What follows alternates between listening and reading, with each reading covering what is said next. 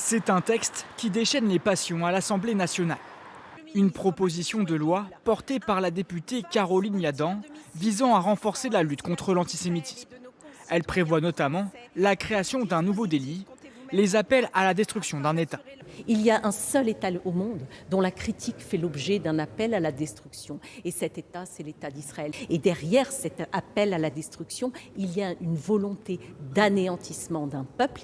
Le texte propose aussi d'élargir le délit d'apologie du terrorisme. Ses opposants dénoncent un texte liberticide qui ferait l'amalgame entre la lutte contre l'antisémitisme et les critiques de la politique israélienne. On a le droit de contester les annexions de M. Netanyahou sur la Cisjordanie. En tout cas, moi, je les conteste. Je conteste l'autorité unilatérale sur Jérusalem-Est. Est-ce que ça fait de moi un antisémite? Non. La lutte contre l'antisémitisme ne peut pas être instrumentalisée à des fins de criminalisation de la lutte contre la politique menée par Benyamin Netanyahou. Or, c'est ça que fait ce texte. Une pétition citoyenne contre la proposition de loi a dépassé les 700 000 signatures sur le site de l'Assemblée nationale, mais elle ne sera pas examinée par les députés. La commission des lois a estimé hier qu'un tel débat serait redondant avec l'examen du texte lui-même.